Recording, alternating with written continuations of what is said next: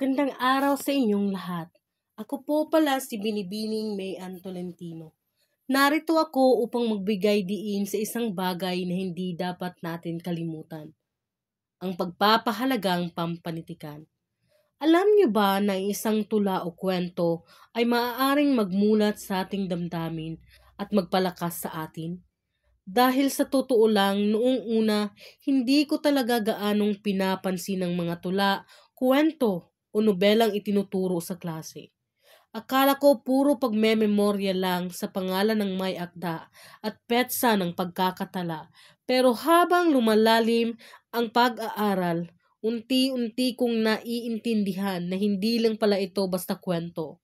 Panitikan pala ang nagsasalamin ng ating sarili, ng ating kultura, ng ating pinagdaanan bilang bayan, mamamayan o bilang individual.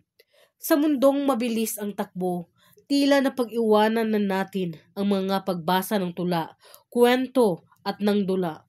Ngunit sa likod ng bawat akdang pampanitikan ay ang tinig ng ating mga ninuno, ang damdamin ng ating mga kababayan at ang aral ng kasaysayang ating pinagdaanan. Ang panitikan ay hindi lamang koleksyon ng salita. Ito'y buhay, buhay ng isang lahing mayaman sa kultura at may puso para sa katarungan, kabutihan at kalayaan. Sa pagbabasa ng mga akda ni Rizal, Balagtas at iba pang mga manunulat, ay natututo tayong magmahal sa bayan, sa wika at sa ating kapwa.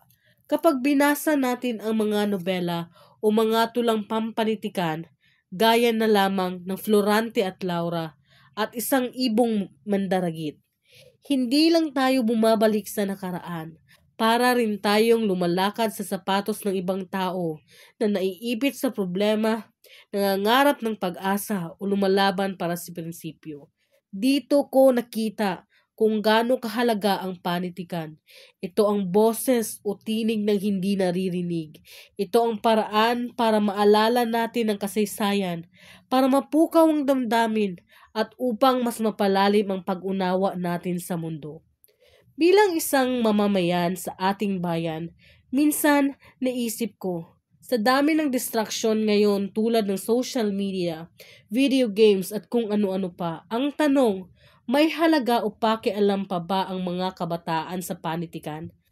Ang aking sagot ay oo, may halaga pa. Kasi hindi mo kailangang maging makata para makaramdam. Hindi mo kailangang maging manunulat upang maapektuhan ng isang tula. Minsan isang kwento lang ang kailangan upang mabago ang pananaw mo sa buhay. At kung doon ko nakita ang halaga ng panitikan, kaya ngayong araw na ito, nais kong anyayahan ang bawat isa sa inyo na muling bigyang halaga ang panitikan. Hindi lang ito lumang bagay na dapat kalimutan. Ito ay bahagi ng ating pagkatao. Kaya mga kaibigan, huwag nating hayaang tuluyang mawala sa ating puso ang ating panitikan. Sa pagpapahalaga nito, pinapalakas at pinapakita natin ang ating pagiging Pilipino. Maraming salamat po at mabuhay ang panitikang Pilipino.